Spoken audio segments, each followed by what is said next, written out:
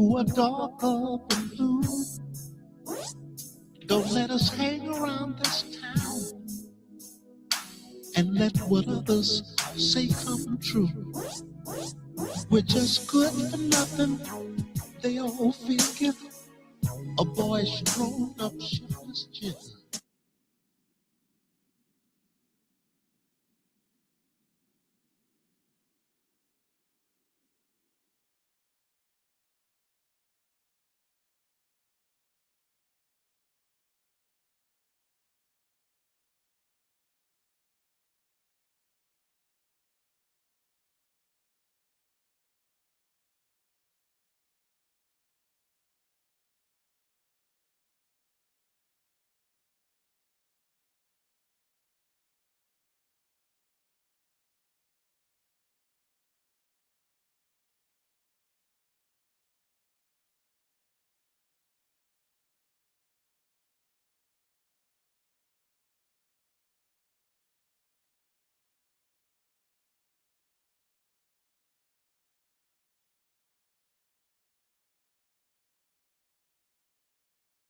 It should. There we go. I think now we're good.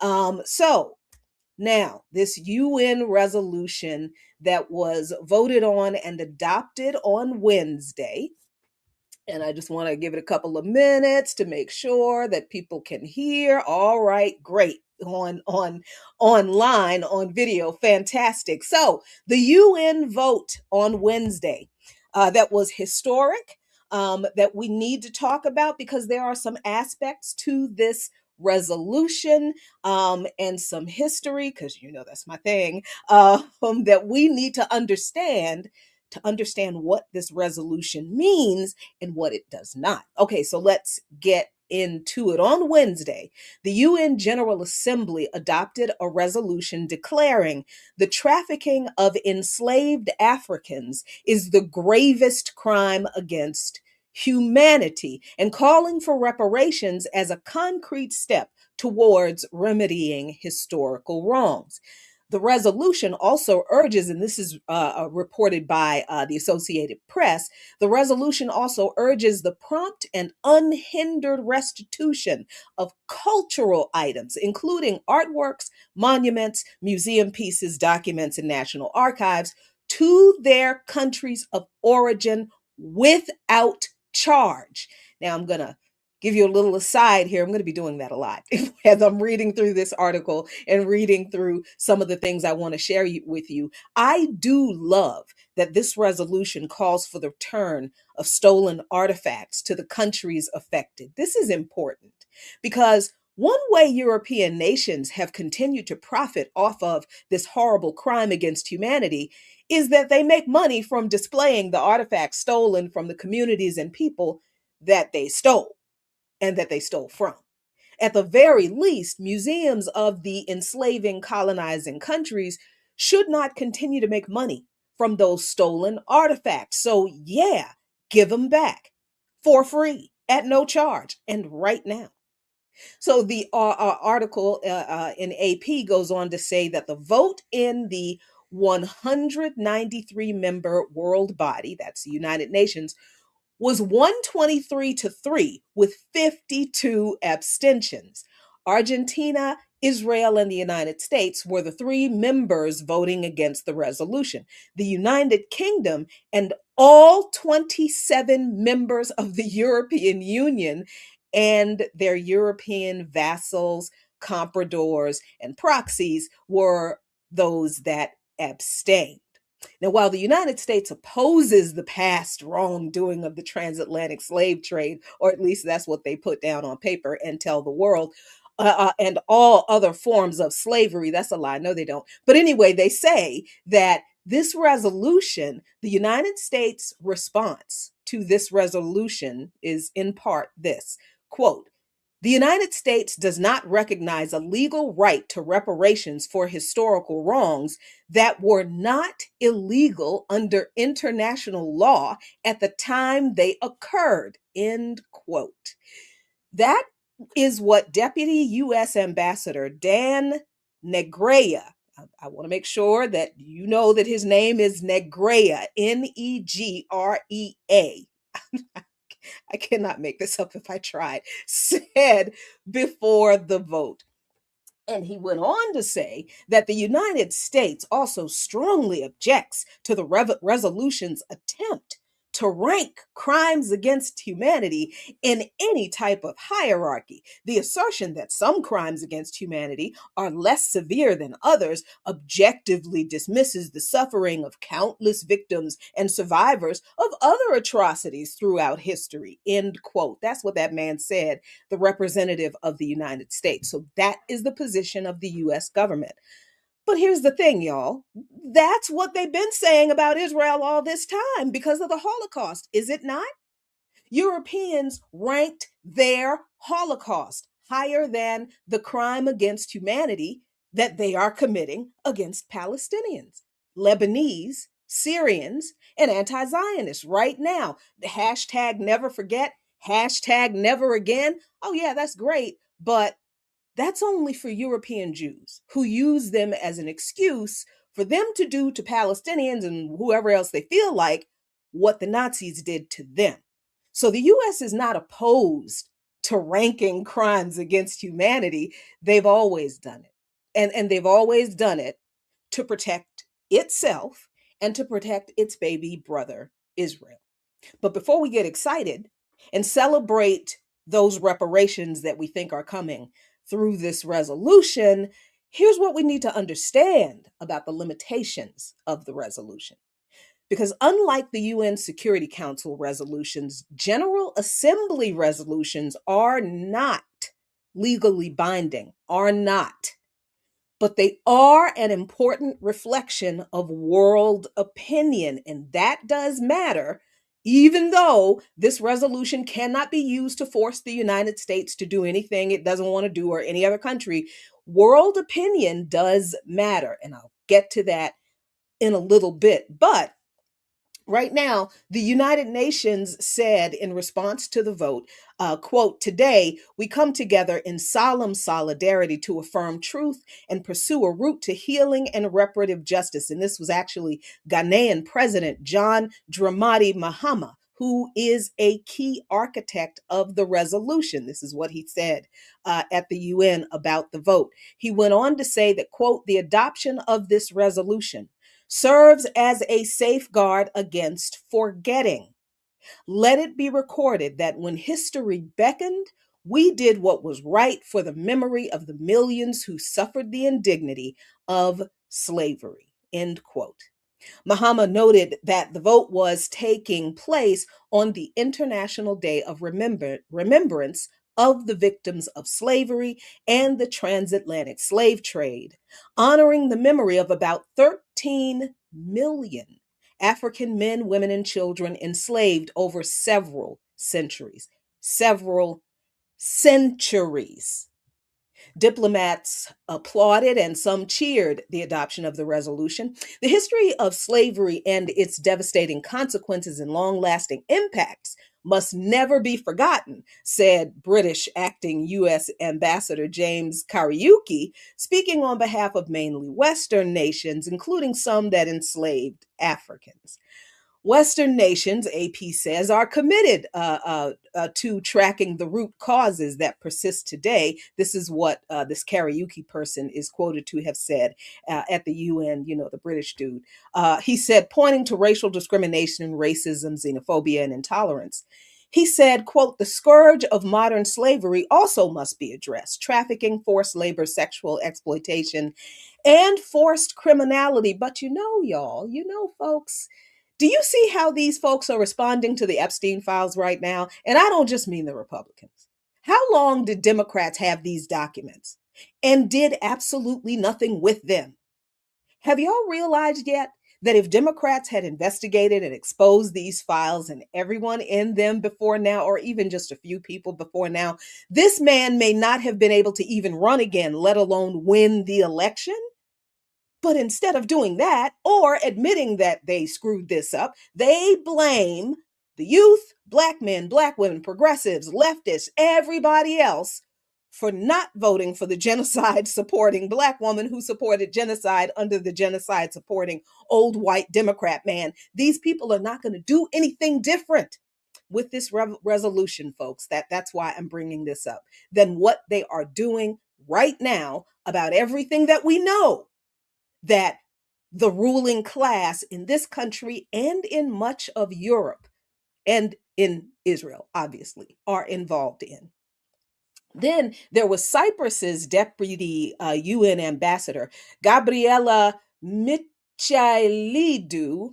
Sorry if I mispronounced that, speaking on behalf of the European Union that abstained, echoed the US and the UK on concerns about the use of superlatives that imply a hierarchy among atrocity crimes. They really need to be quiet, because I don't know that anybody outdoes the United States in atrocity crimes other than, I don't know, maybe the British? Anyway, the Europeans are a trip, y'all. The same people have been using the Nazi Holocaust of Jews as the worst atrocity in human history, as a sledgehammer to punish and silence anyone who criticizes Israel for acting like the people who carried out a genocide against them in Palestine. This hypocrisy of typical pan European ruling class arrogance, believing that they get to decide what crimes the world should oppose and which ones they should ignore, because, of course, their crimes should be ignored. That's always their response.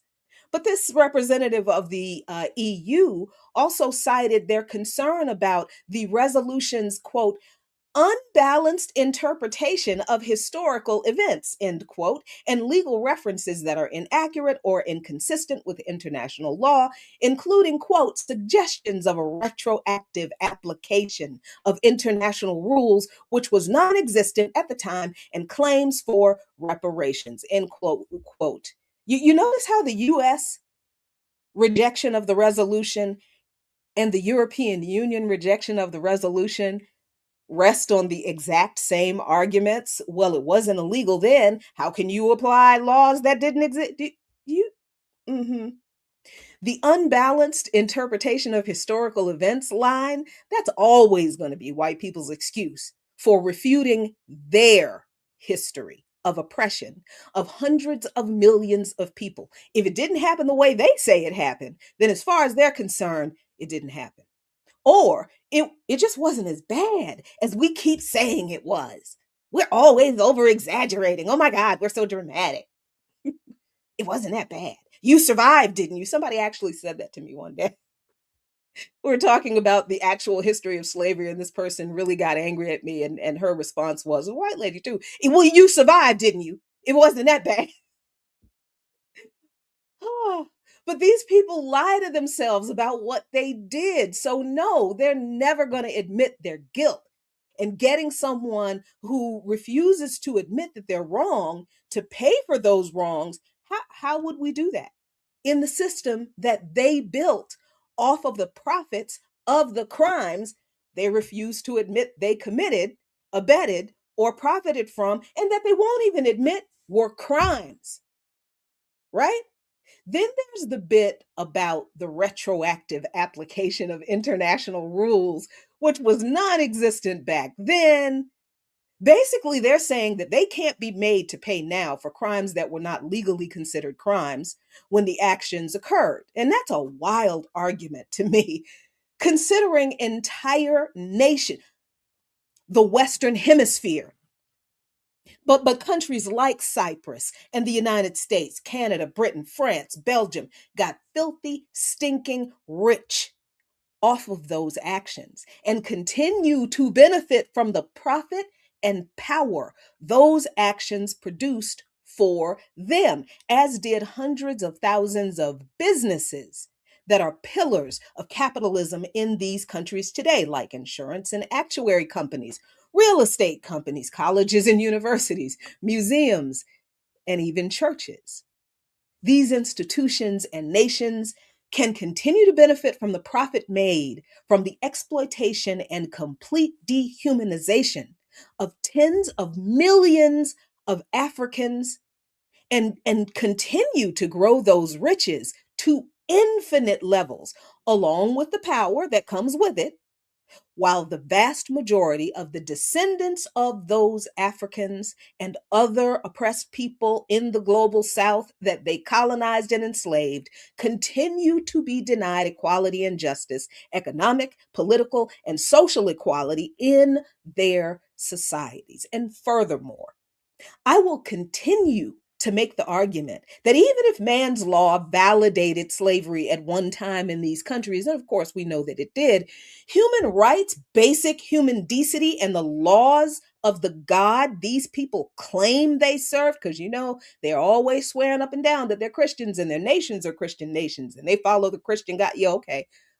If that were true, how did they think that enslaving other people was a good thing? They ignored those laws too. And then when those man-made laws changed, it wasn't like these nations, institutions, and individuals stopped their unjust, inhumane practices immediately just because now it was illegal, centuries after it was allowed to continue. No, we need to stop playing with this idea that they care about some law. They never have. Look at all of these people now supporting genocides, talking about human trafficking. To enslave people wasn't a crime then. They knew it was wrong. It was just that profit and bias was more important than humanity, decency, equality, and justice. And that is still true of many of them. We need to keep that in mind. But then on top of that, for those of us in this country who think this is going to matter here, this resolution, politically, I mean, this administration just a few weeks ago put out a call for white men to apply for compensation for discrimination claims. Yes, that actually happened. The American regime under Trump, as early as this year, a few weeks ago, if not a month ago, has targeted diversity, equity, and inclusion programs, obviously calling them discriminatory, against white men. He signed an executive order in April last year to eliminate DEI, or disparate impact liability, as well, which was aimed at restructuring how workplace discrimination is investigated and litigated. And then Andrea Lucas, an Equal Employment Opportunity Commission commissioner appointed by Trump, advised white men who experience discrimination based on race or sex to apply to seek compensation. That just happened. Now, those efforts might not be reparations for white people, but they do expose the attitude among many Americans about racial inequality and injustice, and should have been an indication, if you knew about it, that the US would never vote for a resolution like this. The AP article continues to describe that the resolution, quote, unequivocally condemns the trafficking of enslaved Africans and racialized chattel enslavement of Africans, slavery, and the transatlantic slave trade as the most inhumane and enduring injustice against humanity, end quote. That's language directly from the resolution. And of course, Europeans would be opposed to this resolution and that language because they don't want to, and they never will admit that what they did to Africans and the global South in general continues to have enduring, lasting, damaging impact on the descendants of those people. Their current policies with and about those countries are direct results of their colonial or comprador proxy histories with those countries. If they admit that there is still injustice and equality in their societies based on the legacy of slavery, then they validate the argument for specific, targeted redress to relieve the affected descendants. You see how that works and why they don't ever want to do it? And by the way, when I say Europe, I am including the United States because that's where they came from. That's where the people who colonized here, they came from Europe. They're Europeans. Yeah. And Israel as well. Also Europeans. The AP article continues: in approving the resolution, the General Assembly of the United Nations affirms the importance of addressing the historical wrongs of slavery that promotes, quote, justice, human rights, dignity, and healing, end quote. But Europeans don't want any of that. Come on. They can't profit off of that stuff. Yet, capitalists do not want any of those things. They want to keep making their private super profits off the continued exploitation that system of chattel slavery created and that this country was built on, and all of their countries was built on. They will not willingly share any of it for our justice. They don't care about us or justice or history or decency or dignity. We need to get this straight. There is no appealing to their morality because they have none. The resolution, the AP article says, calls on UN member nations to engage in talks, quote, on reparatory justice, including a full and formal apology, measures of restitution, compensation, rehabilitation, satisfaction, guarantees of non repetition, and changes to laws, programs, and services to address racism and systemic discrimination. That is what the resolution says. It encourages voluntary contributions to promote education on the transatlantic slave trade and asks the African Union, the Caribbean Community, and the Organization of American States to collaborate with UN bodies and other nations, quote, on reparatory justice and reconciliation, end quote. Okay, here's where the problems are showing up. Here it is. Because anybody who understands imperialism should want at least one of those organizations and maybe one of the other two should want those organizations to collaborate with. You don't want to collaborate with the OAS on reparations and reconciliation. The African Union can be messy too, and sometimes CARICOM is a mess. But to the credit of the African Union and CARICOM, see, CARICOM has been pushing global reparations for a while, and the African Union has joined into the call. The Organization of the American States, yeah, no, not the US imperialist organization of the imperialist American states. No, they don't want to do that. Because those organizations, well, that one in particular, the the OAS, and sometimes some member states of the African Union pander to the US, EU, and NATO too much. And the OAS is one of those imperialist alphabet soft power entities from this country that interferes in other countries' elections, then lies about them being invalid or rigged by the left leaning candidate or party, which then triggers further intervention by other US agencies and eventually the military in support of right wing US friendly regimes, not actual democracy. These entities can't be fully trusted by the people to act on their behalf. Either the people lead these conversations and processes, or they will end up being failed efforts that will be used in the future to say that reparations are too hard. We tried, but look at what happened. Last time, let's just move on now. The people must lead these efforts. Now is the time for the People's Senate. And maybe it's time for you to check out the Spirit of Mandela Coalition at spiritofmandela.org. That's spiritofmandela.org. Now, I know that in this country, reparations has always been a controversial, heated, unresolved topic. It has always been this way ever since Queen Mother Audley Moore practically began the modern reparations movement in the early 60s. She started it, an anti imperialist, pan African organizer in the 60s. And it's only gotten worse, this fight over reparations, over the past few years, with some unfortunate right wing influence perspectives on the topic that have made inroads into the Black community. And among those folks who call themselves ADOS or FBA, American Descendants of Slaves, or Foundational Black Americans, or whatever Black people who believe they are more likely to get reparations in this country if they associate and identify themselves as American and not African at all.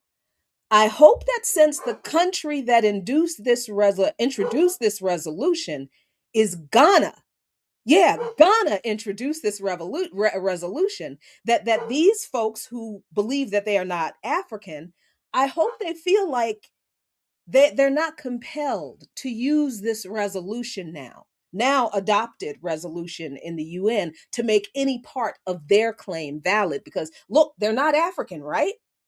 So, since it was an African nation that introduced this resolution for global reparations from every country that participated in the transatlantic slave trade and chattel slavery, so because these folks are not African, they should not want to have anything to do with this resolution, right? I keep getting my two words confused because, oh, so close.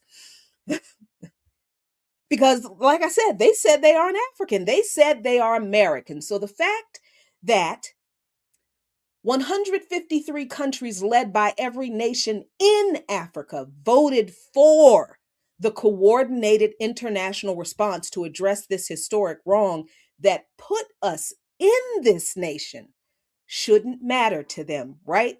They should completely ignore this. The only thing that they have repeatedly said is that they are not African. So they should fully accept and work with the response to this resolution that was issued by their country, right? And the United States, the country they say they are aligned with, not African, along with Israel and Argentina, voted against this resolution. So Americans who believe in and support American values and the American way should support America's vote against this resolution, right? That's just logical to me. But what I think people need to understand is that the head of this regime, this current head of this regime, is not the first US president to oppose reparations, and he will not be the last. I can say that because history has shown that. Opposition to reparations is US policy. In 2009, the US Senate passed a resolution, and a similar House measure was passed, officially apologizing for slavery and Jim Crow laws, specifically stating, however, that the apology cannot be used to support legal claims, lawsuits, or demands for reparations against the US government. This non binding apology from 2009 was intended for reconciliation, whatever the heck that is in the context of this place, not financial restitution. So the text of the apology from 2009 explicitly disclaims any authorization for legal claims against the United States. The resolution, like the one passed at the UN, is non-binding. It's a symbolic act of an apology, not a legal basis for one. And while some activists and lawmakers like Congressman Jim Conyers, the late Congressman John Conyers, continued to push for reparations for 40 years, HR 40, that was the late Representative John Conyers. The official apology was passed specifically to avoid being a legally binding admission of liability and guilt. So the apology acknowledges the fundamental injustice, cruelty, brutality, and inhumanity of slavery. It actually says that, but it does not accept legal liability. I know that a lot of people um, may not know about that history, that the US, yes, it did issue apologies for slavery, but those apologies explicitly denied the ability to use said apologies in legal claims for reparations. So while some consider the apology a confession that should lead to reparations, the text itself prevents its use as a legal tool. That is very important for us to understand. This country's government at the federal level has already and repeatedly made the case that, yeah, okay, we'll apologize for slavery. But we have already said that we are not going to accept responsibility for the harm done, and you cannot sue us and make us pay you for the harm that continues to be done. I'm not saying that these things can never be overturned, but since these apologies, these official apologies for slavery, have been issued by the US government, they haven't been legally overturned. This is important to understand. But we are just at 30 minutes past the hour. So let's take a little break because I know we all need a breather and see what's going on in the WPFW universe this week. So, engineer extraordinaire, what do we have on tap for the people today? There is a profound connection between Billie Holiday and Paul Robeson. Both were pioneering Black artist activists who utilized their immense talents to challenge American racism, becoming influential voices against oppression. Despite working in different musical genres, both bridged art and activism to confront the socio-political climate of their time, ultimately sacrificing their careers and facing persecution for their political stances.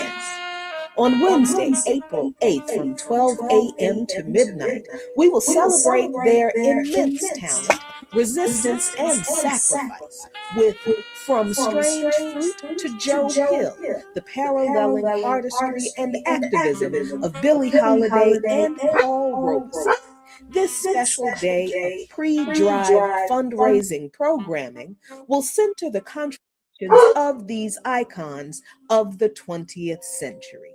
WPFW, building a more equitable world, one broadcast at a time. Wow, that was me again. And that was a little bit of a shock because I didn't know that they were going to play me again. So that was very interesting. Thank you so much. And I hope you tune in for that program. And it really is going to be a fantastic tribute to those two giants of liberatory art. It's just a wonderful way that this station honors our history. So I really appreciate that WPFW does that as we honor our history by, talking about our history, because various state legislatures have also issued public apologies for slavery in the United States. Like on February 24th, 2007, the Virginia General Assembly, and man, they really needed to issue, and but they passed the House Joint Resolution number 728, acknowledging, quote, with profound regret, the involuntary servitude of Africans and the exploitation of Native Americans, and call for reconciliation among all Virginians, end quote. Yeah, okay. That didn't do anything either. With the passing of that resolution, Virginia did become the first state to acknowledge through the state's governing body their state's negative involvement in slavery. I mean, if you know the history of Virginia, you can't really ignore it. But the passing of that resolution was in anticipation of the 400th anniversary commemoration of the founding of Jamestown, Virginia, which was the first permanent English settlement in North America, which was, guess what, an early colonial slave port. Apologies like this have also been issued by Alabama, California, Florida, Maryland, New Jersey, and North Carolina. There have been or there is some state level action in regard to reparations programs, because federal apologies, as we have just talked about on the other side of the break, have not led to reparations. And in this current system, I am sorry to tell you, they are not going to. But some municipalities and local governments have, in separate efforts, taken steps towards some kind of reparations programs. And these state level efforts are, of course, under attack. Like as of March 2026, California and Illinois are advancing reparations efforts. California is focusing on legislation following its 2023 task force report, including establishing a bureau for descendants. Illinois has launched a state commission to develop legislative proposals based on a newly released report outlining the historic harms alongside localized payments. California, a reparations situation is that they're pushing new bills aimed at implementing the recommendations of their what was that, the commission, the reparations task force, and that 2023 report. But now I have to say something that people are not going to like about their new Democratic favorite, Gavin Newsom. Governor Newsom vetoed several high profile bills in 2025, last year, that would have offered housing and education benefits to some of those descendants, citing legal risks. However, he did sign measures to create, as if this is somehow better. He signed measures to create a bureau for descendants to verify ancestry for future reparations, dedicating significant funding for implementation in 2025-26. So look, in a typical liberal move, Gavin Newsom dedicates money to creating a commission, a working group, or whatever, but nothing to relieve the suffering of the people enduring the continued legacy of the crime against humanity that was carried out against their ancestors right now. That's Gavin Newsom for you. And that's also the Democrats, who they are setting up to be their 2028 nominee. I just want you to keep that in mind. That's all. Los Angeles County is continuing its local reparations studies and initiatives based on the statewide task force proposals. And over in Illinois, the Illinois African Descendant Citizens Reparation Commission released a comprehensive report in March of this year, it was a few weeks ago, documenting historical harms against Black residents, serving as a foundation for proposed legislation. The ADCRC is actively working on developing reparative justice legislative proposals focusing on economic restoration. And Evanston, Illinois, continues its landmark program, having distributed $25,000 cash payments to Black residents to address housing inequalities, despite legal challenges. Imagine that. You get threatened by white supremacists that they're going to sue you if you give reparations to the descendants of enslaved people, and you decide, well, okay, sue us anyway, but you can't make us not give them this money. Wow. Imagine that. Imagine having the power to do that and then choosing not to. In Chicago, the city is currently appointing members to a 25-member reparations task force. That task force is designed to fail, because if it's got that many people on it, oh my God, they ain't gonna get nothing done. But anyway, yes, they're setting up this 25-member reparations task force to study the legacy of slavery. But honestly, nobody needs to study the legacy of slavery anymore. We all the study has been done, the documentation has been done. It's there, it's out there. All we have to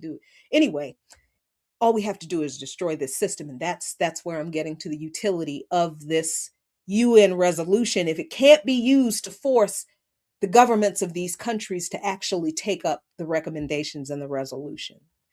Because, excuse me, scroll down. This isn't even the first time the United Nations has taken up the issue of racism.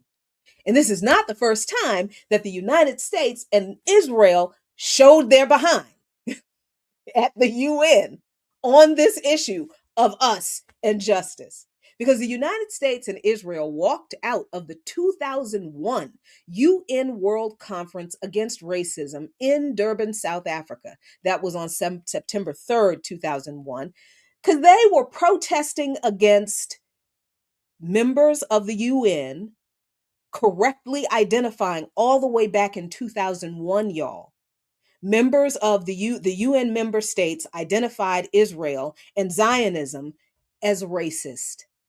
They literally said Zionism, what Israel is doing in Palestine, is apartheid, just like what was done to us here in South Africa.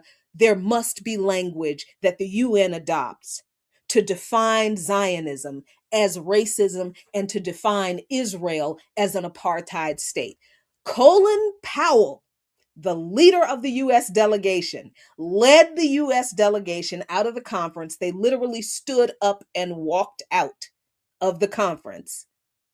And they said that the conference became a quote unquote festival of hate because they accurately described Israel as an apartheid state and Zionism as a racist political ideology, focusing heavily on anti-Israel rhetoric. That's why they called it a festival of hate, rather than broader human rights. So we can exclude the human rights of the Palestinians, that the white supremacist settler colonial apartheid ethno state of Israel violated every day for over 100 years. We can exclude their human rights. We don't have to talk about those as long as we talk about everybody else's human rights. But they're also not going to talk about our human rights, right? Yeah. So this 2001 US walkout happened because a draft document singled out Israel as a racist state and sought to define Zionism as a form of racism. The ADL didn't like that. The Israel lobby didn't like that, all that kind of stuff.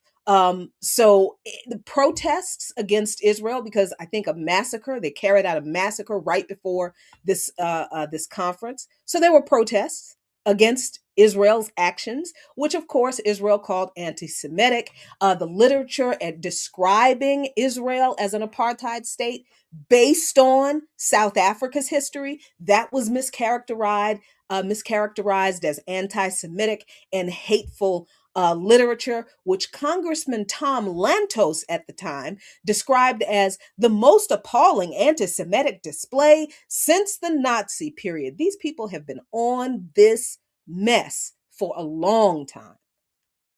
As a result, the U.S. and Israel withdrew from the Durban Conference, the UN Global Conference on Racism in Durban, South Africa in 2001, though the conference concluded with the Durban Declaration and Program of Action. You're going to have to look that up, and we'll talk about it one day, but not going to be able to talk about it right now. But the U.S. and several European nations also boycotted the 2009 follow-up review conference, Durban 2, over concerns of alleged anti-Semitism. You can't attack Israel. Actively carrying out a genocide, actively imposing a Jewish supremacist, European Jewish supremacist apartheid. And that was the stance of the United States in 2001. And you think they're going to give us, okay. But look at where the world is today, because the US delegation, led by a whole black man, had a hissy fit over telling the truth about Israel in 2001. Oh, and I have to add this about our connection with Africans and Africa and what people around the world think of African Americans and how people believe we don't have any friends. Not only did 153 countries, mostly in the global south, vote without hesitation in favor of this resolution, but I want to read this article written by Don Rojas that I think is a perfect way to end this show today that answers this concern. This article is called "Africans Have Apologized for Slavery, So Why Won't the U.S.?" This article reads thusly: 5 years ago, I stood in a slave castle on Senegal's Goree Island at the infamous door of no return. Our guide told us that once Africans walked through this doorway, which opened right into the Atlantic Ocean, they were gone forever. During the slave trade, shackled blacks were let out the door and forced onto ships that waited on the other side. If a slave tried to turn back, he could be shot and fed to the sharks that loitered nearby. After the group had moved on, I lingered a few minutes and wondered if any of my ancestors walked through this door on the way to a life of brutal enslavement. Just then, a Senegalese man walked up to me and asked if I was American. When I told him I was, he put his hand on my shoulder and, with his voice cracking with emotion, said, "I'm sorry, brother." 5 years ago this week, this article was written in 2014, just months after Barack Obama took office, the Senate unanimously passed a resolution apologizing for slavery. The Senate acknowledged the fundamental injustice, cruelty, brutality, and inhumanity of slavery and apologized to African Americans on behalf of the people of the United States for the wrongs committed against them and their ancestors who suffered under slavery. The House of Representatives had passed a similar measure the previous year, but Congress could not resolve the two apologies because of differing views on how the resolution would be used in any discussion of reparations. The Senate version was insistent that an apology would not endorse any future claims. The House could not agree. Significantly, the Office of the President of the United States has never issued an apology, not even under Obama. In other words, the United States has never given an unconditional apology for slavery. For a nation that can't even agree on an apology, the recent conversation around reparations could be seen as little more than an exercise in oratory. It's a little absurd that I had to travel across the Atlantic Ocean to West Africa to hear the words, "Sorry, brother." As it turns out, mine was not a singular event. Many West African nations and tribes have issued apologies for their role in the transatlantic slave trade to Black Americans and even to specific African American individuals who have traced their ancestry to certain locales and who would otherwise have never received an apology. In 1999, the president of Benin, a neighbor of Nigeria, apologized for his nation's role in slavery. In 2006, Ghana apologized to American descendants of slaves, which is also incredibly important considering it is Ghana that issued the resolution. A few months ago, a Cameroonian chieftain apologized to an African American who traced his lineage to a couple of local clans. Other West African tribal leaders have done the same. The reason for these apologies is the role that some West African tribes and clans played in trading away people from neighboring tribes that they'd captured in war or had kidnapped. Though this may appear to have been Africans selling Africans, Rojas says, into slavery, it was not that simple. As many scholars have noted, calling all participants African presumes a unified identity among captors and captives that did not exist during the transatlantic slave trade. So we can't apply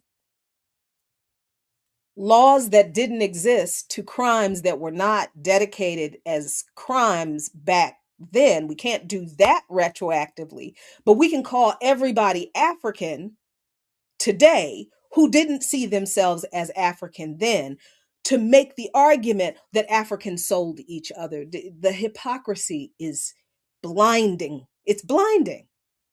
Different tribes saw themselves as completely distinct and held no inherent loyalties to one another, just as people today in Montreal, Mexico City, and Washington, D.C. do not see one another as American brothers simply because they sit on the same continent, although that is changing. But this is what Don Rojas wrote in 2014. However, many West African nations feel compassion and a sense of responsibility for among those who did participate in this, for the descendants of those taken from African soil. They recognize the atrocity and the complicity of some of their ancestors in allowing it to occur. That is an interesting statement because much of the guilt doesn't really involve the mass involvement of hundreds of Africans complicit in this. A lot of the guilt is we didn't stop it. It just allowing it to occur. And so they've apologized for all of it without condition. The United States, on the other hand, Rojas writes, has not. Though it has formally apologized for the internment of Japanese Americans during World War II and compensated them with reparations, but the way that was done was a terrible, terrible mess. And yes, the U.S. government ripped those people off, but and yes, they apologized for subjecting Black men to syphilis research during the Tuskegee experiment. The nation has not mustered the will to do the same for slavery. And I must add here, and this is not in the article, it's just me, that when the Africans apologized, they didn't excuse their ancestors' behaviors who were complicit in the trade. They didn't argue that it wasn't all of their ancestors, even though it actually was not, just a greedy and selfish few. They didn't say it wasn't entirely their fault because the Europeans outgunned them, and they didn't exactly ask nicely when they said, no, we're not going to do this, even though that is true. The Africans who apologized simply apologized and embraced their kin, embraced us. But we keep believing that they hate us so much because we keep believing the lies. The people whose ancestors enslaved us have told us about them to do exactly what people today are doing, separating ourselves from our relatives on the continent of Africa. Rojas continues the article saying, and it's not just the government. In a recent Huffington Post YouGov poll, remember this was in 2014, only 28% of Americans thought that slavery warranted an apology, while 54% thought the country should not apologize. 18% had no opinion. In other words, it's not the will of the American people or the government to apologize for slavery. This is a significant declaration and communicates to Black Americans what the nation thinks of their story. The result of recent polling on the topic of reparations have not produced any more positive results. A 2021 Pew Research Center survey found that 77% of Black Americans support reparations compared to only now 18% of white Americans. Democrats are more likely, and more likely is 50%, to connect current national wealth to slave labor compared to Republicans, and that's 15% of Republicans. In California, a 2023 poll showed a 2-to-1 margin against cash reparations, even as the Reparations Commission is active right now. But Americans don't want to know the truth about slavery either. Only about 49% of Americans believe schools have a responsibility to teach about the ongoing effects of slavery, while 41% believe only the history should be taught, not its current implications. Most Americans simply do not care about teaching the true history of this nation in regard to slavery or anything else. And if that's true of slavery, then what do you think that means about indigenous genocide? The abuse of immigrants, of racialized immigrants, Japanese internment, gender violence, and everything else.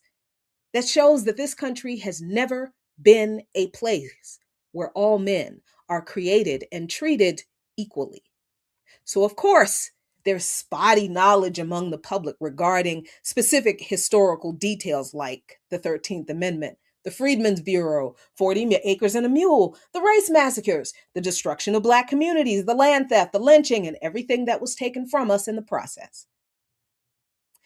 Rojas ends his article with this: As a Black man and military officer, I was especially proud to see President Obama and the First Lady stand in the door of no return when they visited Goree Island.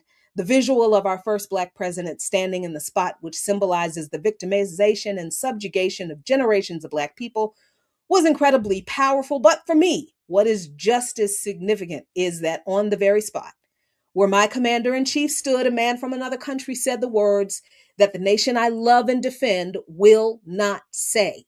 That's what Don Rojas said. And he ended with, here's hoping the incentive to apologize will take the same course from Africa to U.S. shores as many Blacks did centuries ago. Well, it hasn't happened.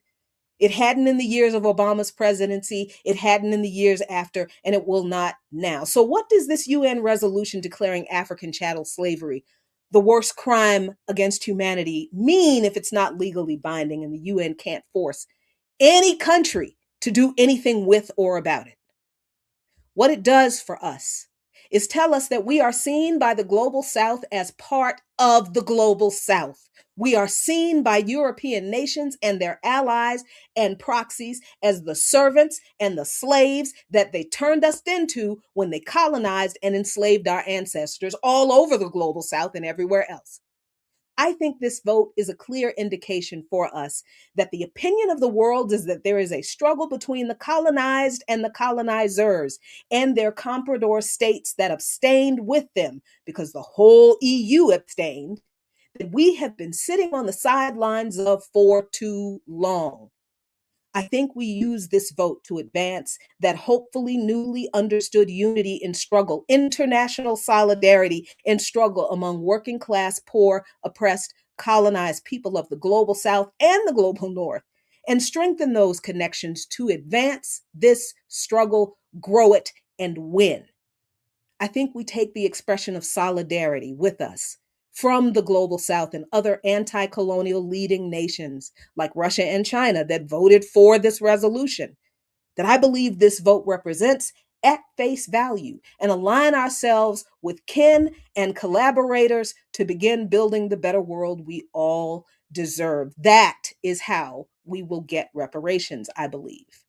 When we anti imperialists say that we will not get reparations from this current capitalist imperialist system, we don't mean reparations are impossible.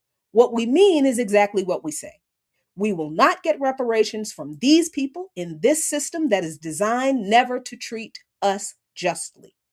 What we mean is that we will get our justice in every form when we take this system over and change it into what we want and need it to be.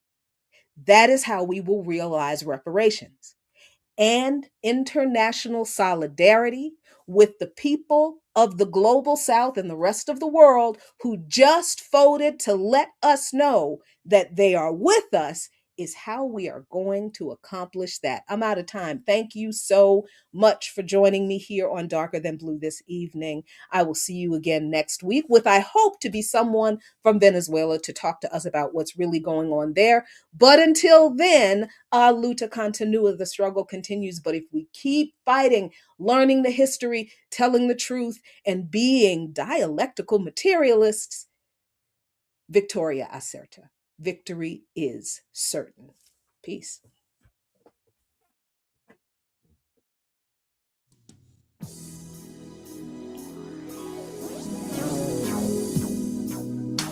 We people. Oh, whoops. I don't know what happened here. What's going on? Okay, there we go. Just a few minutes. Just gonna stick around a few minutes, y'all, because I know I owe you. I owe you some extra time because I haven't been able to do it. Excuse me. Over the past couple of weeks. I guess I don't have a whole hell of a lot to say because I tried to say it all because this is just.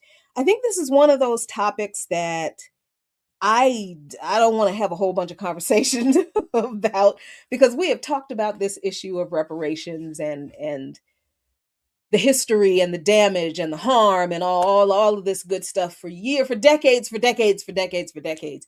And we got people coming in, literally new kids on the block children coming in here telling us, you don't know what you're talking about. Y'all ain't done shit. Who the fuck is Malcolm X? He a tether. Who the fuck is this? He a tether. Fuck, fuck Marcus Garvey. He ain't American. Like, motherfucker. When the entire topic of reparations was not brought up by them, and they wouldn't have had a conversation to hijack were it not for Queen Mother Moore back in 1962, who they didn't even recognize as important. And that foolishness has metastasized into people saying weird shit like the Middle Passage didn't actually happen. It didn't happen because you can't get a boat. The Atlantic Ocean is so violent that no boat can pass the. I'm not kidding. And Harriet Tubman and Sojourner Truth didn't even exist. This the depths of the Black nativist discourse, um and the plunge into to irrational, ahistorical, illogical, absolute ignorance is both the result of the anti-intellectualism that has been institutionalized in the US, but it is also a result of the ease with which social media popularized right-wing narratives that people were able to pick up on. And because anti-intellectualism is already so accepted, you just believe anything anybody says that on a TikTok, you're sitting right there on the internet and you won't even look it up. Oh my God. And yes, the AI is just gonna make it work. We I I do not I don't know what to do about that group of folks. I'm not sure that there is anything that can be done with those group of folks. I think just like everybody else, people will at some point realize that they were wrong about these things, but at that point, I don't think it's I don't think it's going to matter in regard to what they do in relation to the larger struggle for liberation, because that's the other kind of issue that I have, that I try to be kind of careful about, because I don't like to make it seem like I am dismissing the demand for reparations. I'm not. What we anti-imperialists are saying is that the struggle cannot be just for reparations, because if you um if reparations is your only focus, what are you going to do about housing, healthcare, education? Do you see what I mean? If you receive, and here's the thing, if you receive reparations, any kind of, I don't care what I don't care if it's cash, I don't care if it's education, I don't care if it's, housing or whatever it is. If you receive reparations in a system that is still controlled by the white supremacist, pan-European, neoliberal, finance capital dictatorship, pedophile ruling class, why do you think that is going to produce justice? Because all that's going to happen is that we're going to get whatever it is we get. And then the people who run this system, who rule this system, capitalists, they are going to adjust the system to accommodate the extra whatever it is we have, so that we remain exactly where we are in the socioeconomic environment of this system. So They will, yeah, if something weird that some bizarre thing happens and somebody goes, okay, fine, let's give them reparations, we can just shut them up and, okay, fine. And we each get $50,000. 40, what is it, 44 million of us, men, women, children, 44 million or so in the United States. And let's say they give each of us 50,000. I know that's a low ball amount, that's insulting, but it's an example. Do you think that 50,000, first of all, they're not going to give us an amount of money that is actually going to change our material conditions? That's the first one. That's the first issue. If we think that once they calculate everything that was taken from us, stolen from us, denied from us, denied us, all of this kind of stuff, and adjust the value to match today's inflation, and that value for each person, for 44 million people, may come out to a payment of $1.5 million. You think they're gonna give us that $1.5 million? They're not going to give us that $1.5 million. They're going to find a reason why $1.5 million is too much. How do I know that's true? That's what they did with the Japanese. People always say, well, the Japanese got reparations. It's true, they did. But the Reagan administration cut them in half.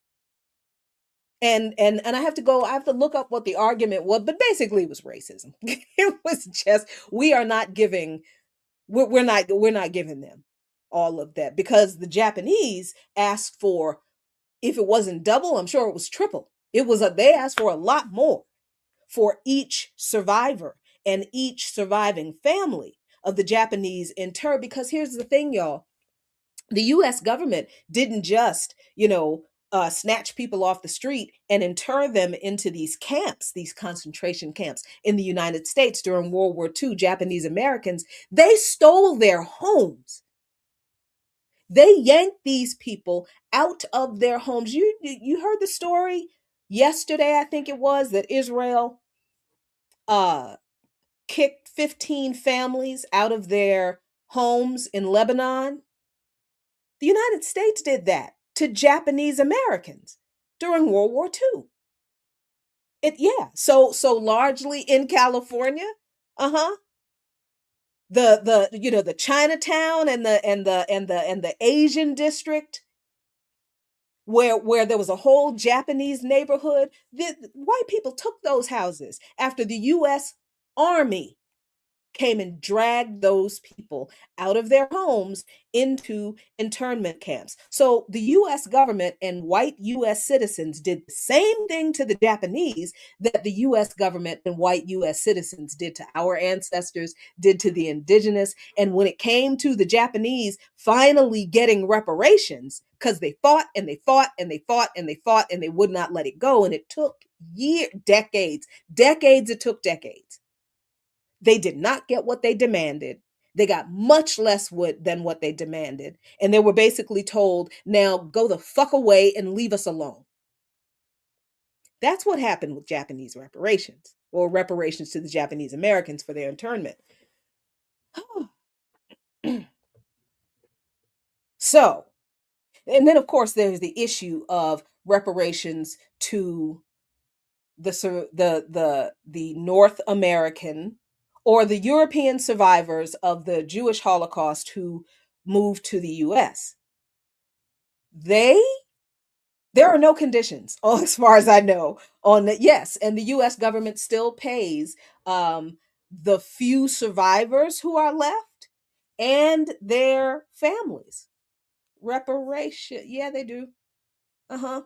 So if there is a legal argument to be made, and I'm not a lawyer, but I'm just saying, why not bring up the two instances where reparations have been paid, and point out that, number one, yeah, you can do it, but if you're going to do it this way, this is wrong. But why would you do it this way when you don't, there are nothing, this is not a problem. What's that about? And the purpose for doing that is not to force them to give you it, because it's not going to happen. It's not going to happen. But the purpose for doing that is to put it out there in public, on the record. That is the purpose for doing that. If you're going to continue to pursue this in a legal way outside of organizing for a full blown revolution, which is that's how the Afro Cubans got their reparations. That's how the Afro Venezuelans got theirs. That's how the Afro Nicaraguans got theirs. Hmm. So when we say that, this system, you're not going to get reparations in this system, we're not saying that, reparations is illegitimate. We're saying that these people don't give a shit. We're saying, how can you look at the history of the way this government, this country has responded not just to our demands for reparations, but to our very existence? How do you figure these people are going to make anything right in regard to us when they won't even admit that crimes were committed by them? So, and I think, as I wrap up, I don't want to have this. I don't want to entertain this conversation about anymore about, oh, we're not African. Okay, you're not African, fine. You are an American, and that puts you on the other side of the barricade for me. It's just, you declare your allegiance, I am going to believe you, and I am going to look at you as the enemy now, because there's no reason to align yourself not only with an empire, but an empire that has already colonized and invaded and occupied and exploited the much of the global south and the western and some of the western hemisphere, but wants to recolonize. Why would you align yourself with people who want to continue to exploit other people who look like us, so they can keep making more money that they are not going to share with you under any circumstance? Look at all these genocides going on right now. War on Iran. The oil barons are making more money. The tech sector is making more money. Has anybody said, we should raise the minimum wage? Look at all this money. Has anybody said, we should establish social housing. We should establish a public commons so people could have a public place to just come and enjoy. And we really should look into implementing universal health care, because these people have been harassing us about this shit all this time. Let's just go ahead and do it with all this money that we're making. Because we can afford it now. We can afford it now, right? Except that's not ever going to happen. So this discussion on reparations, for me as an anti-imperialist, yes, I do think this UN resolution is very important, because it does reflect the opinions of the rest of the world about a particular issue, right? And I know that kind of sounds like, these UN General Assembly resolutions are almost like global polls, as opposed to, actionable policy, because, like I said, the UN really cannot make the United States do anything that it suggests or recommends that the US or any EU or aligned country doesn't want to do. How do I know that's true? Who has stopped the genocide who what did the UN do in regard to the occupation of Palestine? The decades of massacres, the rape prisons. What did what has the United Nations did? But they just sent troops to Haiti, though, to combat the gangs. Yeah. So the United Nations itself is a problematic imperialist institution that we shouldn't entirely trust, because they have screwed us over something so many times just as badly as these settler colonial pan-European white supremacist countries. But As true as all of those internal contradictions are about this discussion, about this resolution, it is important for us to know what the rest of the world thinks about us and about this issue. I really do believe this vote reflects that the rest of the world understands that we are all in the same boat because we have all been abused and exploited and stolen from our homes or forced from our homes and murdered and raped and degraded by the same group of people. I think this vote recognizes or conveys to us, or should convey to us, our enemies are their enemies. Their enemies are our enemies. We have to work together to defeat our enemy, our common enemy. And I think it is very important that we got to see what the rest of the world thinks, not just about us, but about our position in a so called advanced, developed society that is supposed to exist in a so-called free country that is the beacon of liberation for the world. I think this vote is the rest of the world putting on paper, or at least on the, the display board at the UN. I think this vote is the rest of the world calling bullshit on all of the US's and all of Europe's uh ideological lies and arrogance. I think the question for me is, are we going to take up the call that I believe, that a lot of anti imperialists believe this vote conveys for us? I think the world has told us that they are with us. I am wondering, are we going to be with the rest of the world? So that's all I got to say for tonight. Thank you so much. I was hoping to have a young brother from the Simon Bolivar Institute in Venezuela, who I met when I was there, on the show tonight, but he couldn't do this evening, so he'll probably be on next week. And I am going to work on um, getting someone to come and talk about the Congo. And I'm going to try very hard to get Professor Morandi on. We used to interview Professor Morandi all the time on By Any Means Necessary. And I really have been wanting to talk to him for a while, since all of this has happened, but I'm going to try to get him on.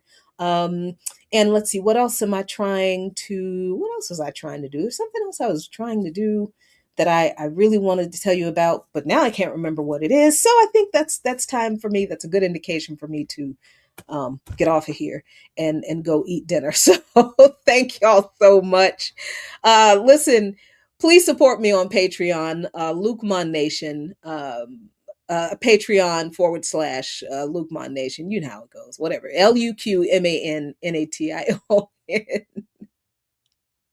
I am tired. It's been a rough week. I hope you all have a fantastic weekend. I hope it's going to be nice. If it is, go outside, get some sun, and I'll see you next week. Luta continua. Yep. Doesn't end, but Victoria Acerta. If we don't stop fighting, I promise we will win. But if we don't fight, we are guaranteed to lose. All right. Peace.